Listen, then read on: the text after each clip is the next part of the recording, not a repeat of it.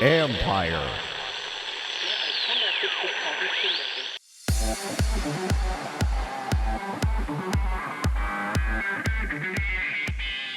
The impact of staying inside can be profound. And that was great until the weather got bad and the kids kept coming. And she realized, wow, being with me after school, being here is really the safe space for these kids. What else can I do with them? She was a poet. That was her art form of choice. And so she thought, hey, they like one thing I like. Maybe they'll be interested in something else. That's Bethany Henderson, Network President of America Scores, who understands organized play is paramount to overall growth. This is the Future Sport Podcast. I'm Bram Weinstein.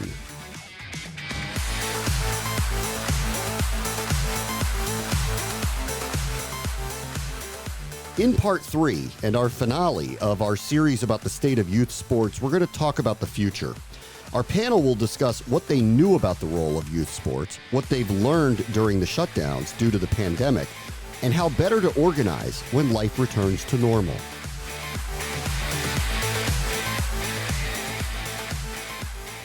This is part 3 of our series on youth sports, and today we are going to look into the societal impact, what's been happening this year, and hopefully what will change next year and the years forward with our guests, Bethany Henderson, Network President, America Scores, and the CEO of DC Scores, John Guzman, DC Scores alum and a current coach and Director of Strategy and Logistics for the DC Public Schools, and CJ Beatty, who's a former professional baseball player and the CEO of Motivational Nuggets. Thank you all for joining us. Thank you. Thank you. Bethany, let's start with you. Let's talk about America Scores. What is it? Sure. So America Scores is a youth development organization. We provide free after-school programming and summer camps centered around free soccer leagues. Every child on our soccer teams also writes and performs original spoken word poetry with their soccer team and designs and carries out service projects with that same soccer team. So we're really a mind, body, soul program. We currently serve close to 13,000 children, ages kindergarten through 8th grade, primarily across the U.S. and Canada. Can you talk about the origin of that? That's an interesting mix of things for children to do. Can you discuss together? Absolutely. So America Scores was started by a school teacher about 25 years ago in Washington, D.C., not far from where Coach Guzman, who's with us today, actually joined Scores when he was a kid. And she noticed that a bunch of her 5th grade girls were hanging around the street corners after school, and it was not a neighborhood where that was a particularly safe option. And she said to them, hey, if you want to come hang out with me after school and play soccer, I'll teach you how to play soccer. So they did. She taught them how to play soccer. She got a couple of her friends at other schools to do the same. She was a Teach for America Corps member, and they had a nice little soccer thing going. And that was great until the weather got bad and the kids kept coming. And she realized, wow, being with me after school, being here is really the safe space for these kids. What else can I do with them? She was a poet. That was her art form of choice. And so she thought, hey, they like one thing I like. Maybe they'll be interested in something else. And pretty soon she found that the trust and the bonds built between the kids and with her as their coach on the soccer field translated really well into that literary art form, where kids were really opening up and being vulnerable about their fears, their hopes, their dreams, things that they were experiencing in their lives. And from there, Scores was born. A couple of years later, upon realizing that no one was ever asking these kids, hey, you see a problem, what do you want to do to fix it? You actually have the power to do something. She added service learning, and that model has stuck ever since. And John, as Bethany mentioned, you were part of DC Scores as a child. Can you take me back to that experience and what that was like? Yeah, I believe I joined when I was in 4th grade at Bancroft Elementary School. And at first, I didn't know much about DC Scores, and I think it was very, very new. Coach Franklin presented the program to us in an assembly, and I know that a lot of my friends joined, and I wanted to play alongside them because we were playing soccer during recess every day. So why not play for the school team? So I wanted to play, alongside with my friends and potentially win some trophies if possible. But I overall just wanted to have fun with my friends. And you are still part of it now. So can you kind of take us from then to now and why youth sports has remained an integral part of your life? So Yeah, I'm still with DC Scores. I'm coaching. I've been coaching with DC Scores for almost 14, I believe 15 years now. And it's been impactful in my life. I've gained a lot of self-confidence. I wasn't a very confident kid growing up. I definitely wasn't a confident adult when I got out of high school. But once I started coaching and kids, looked up to me and they wanted some guidance and mentorship, I provided that to them, and it provided some more confidence for me, and it boosted, my confidence over time.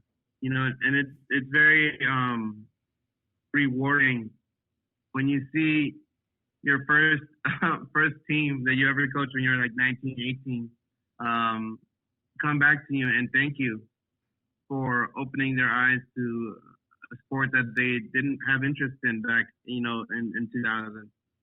Soccer is relatively new in the States, so there isn't a lot of interest back then, but now there's definitely a lot of interest in it. And CJ, you ended up becoming a professional athlete. Can you take us back to your youth sports experience and what was that like?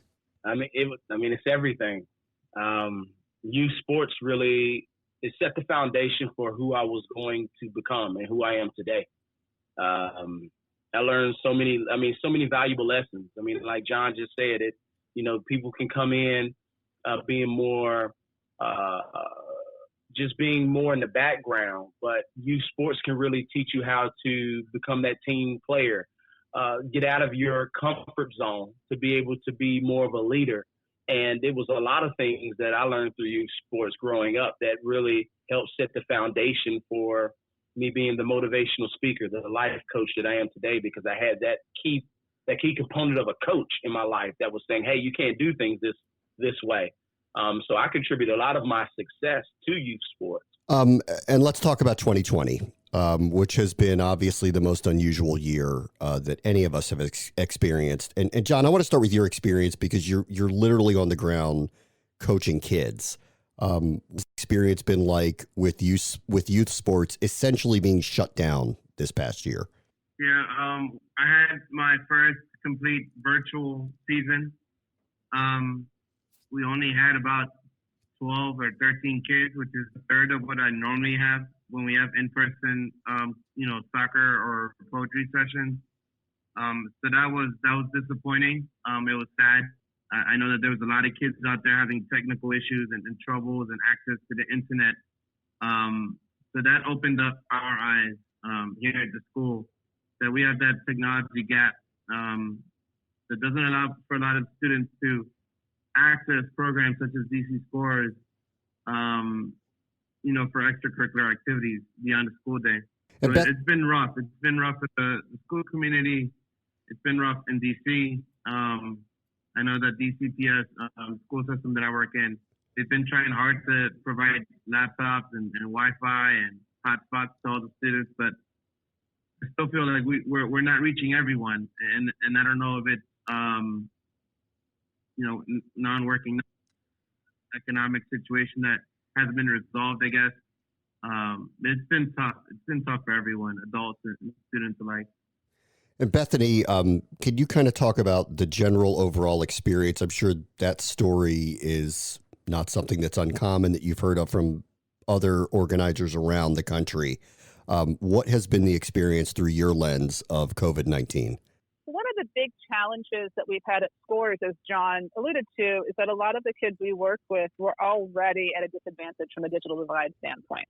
They were already at a disadvantage from an access to sports standpoint. And our programming always, including in normal times, is 100% free. We don't charge kids or families. In fact, we kit out kids with everything that they need.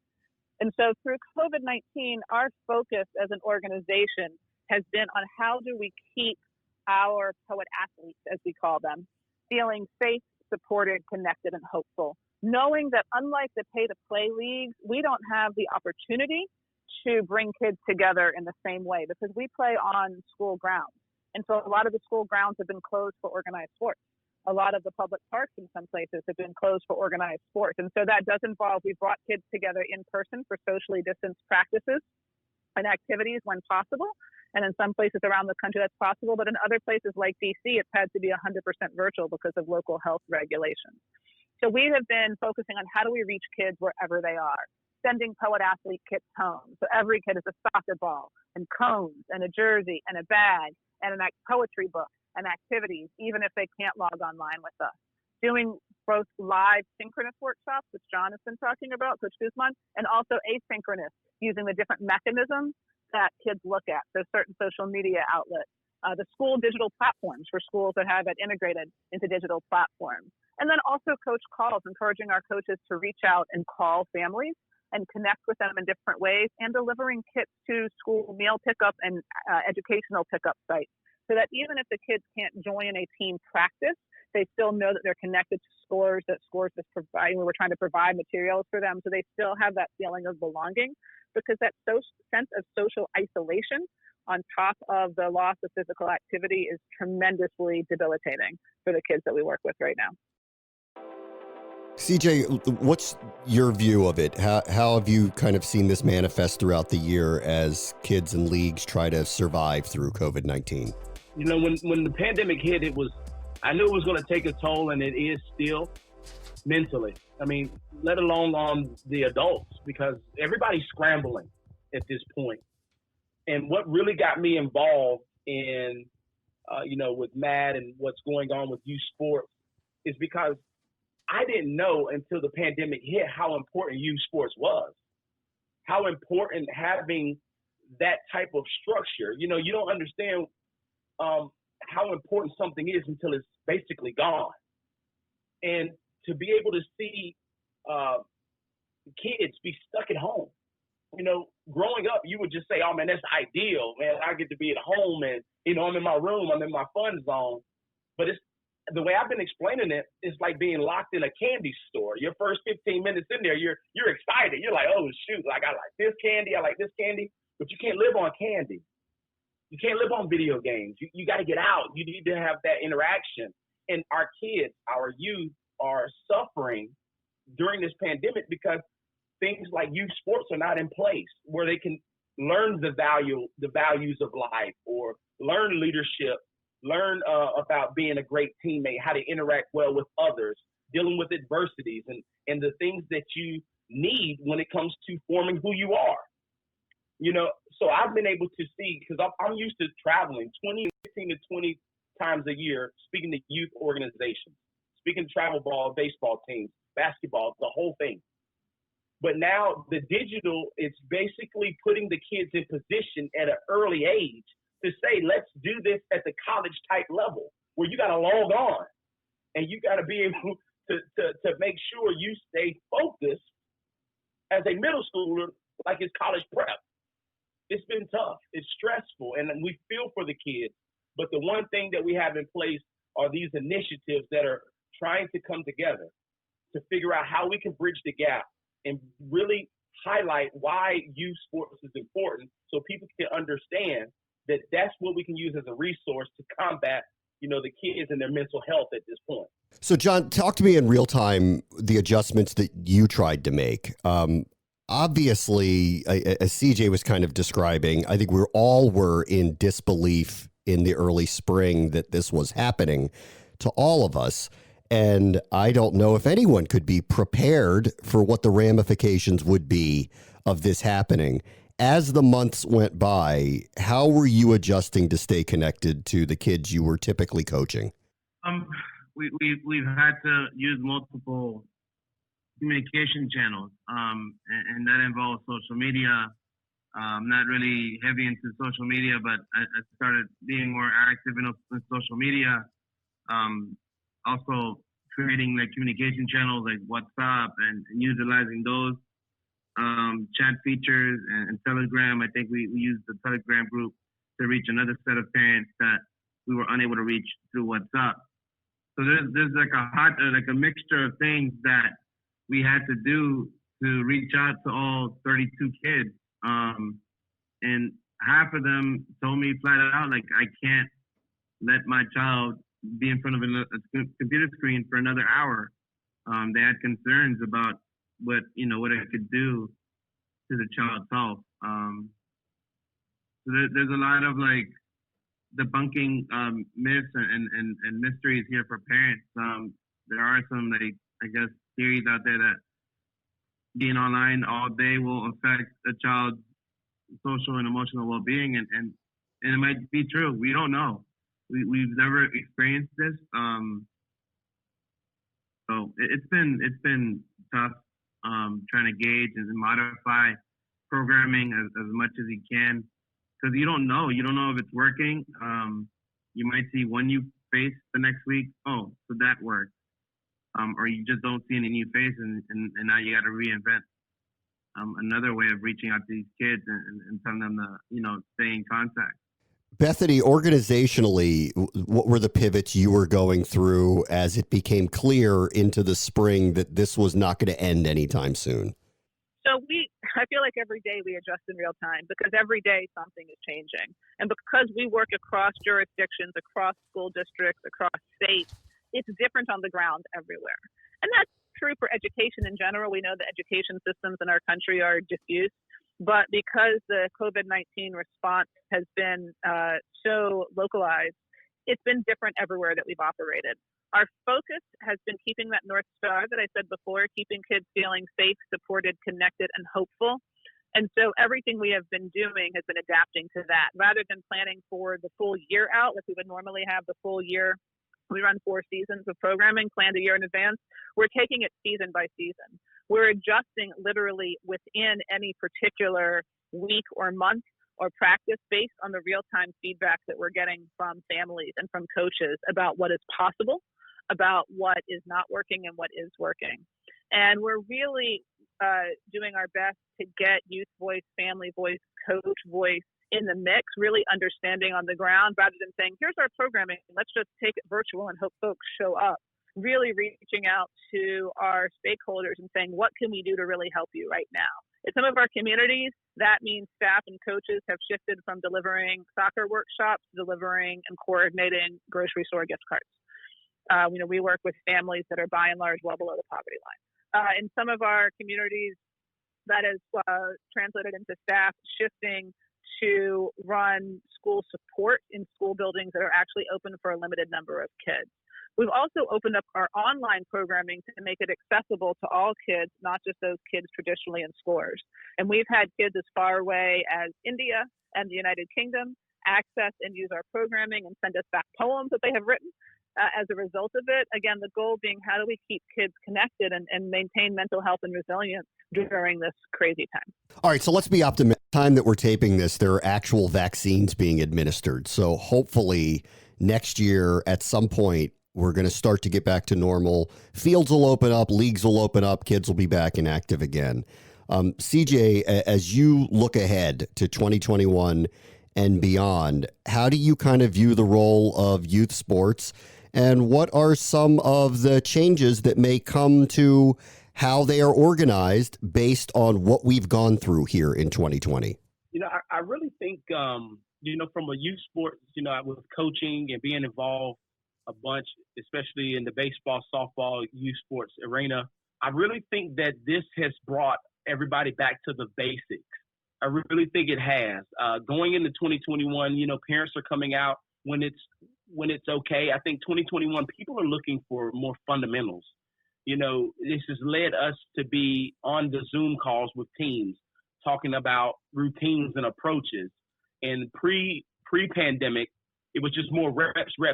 So I think 2021, as long as, we continue to do what we're supposed to do and being optimistic about the vaccine, I think coming out of this, there's going to be some light. But it's going to have to take a team effort of everybody to understand that if we come together as one and do what we're supposed to do as far as the fundamentals, then we'll come out of this better than we were before, because we had to find the finer things. Think about it outside of youth sports and outside of everything.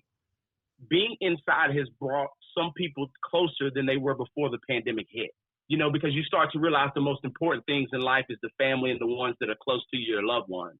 And I just know intimately camps have been up and things like that because people are wanting out the house. So I think 2021 when things start to open is people are going to be looking for more things when it comes to youth sports.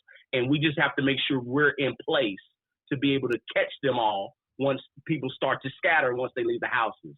And if youth sports can connect them and be ready, then I think this could turn out to be something beautiful once the storm is past. John, for you, how do you view 2021 and beyond? I'm very optimistic. I know that the district is working hard at getting vaccines out to teachers and staff in their second wave of vaccines. So that will open up more schools and more classrooms and provide more children access to the buildings and the fields. I do hope seeing my team in the spring.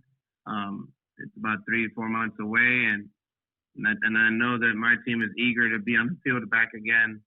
But I know for sure fall 2021, it'll be somewhat normal. I think there's going to be a new normal, and we're just going to have to get used to it. And Bethany will give you the final word. What do you see in 2021 moving forward?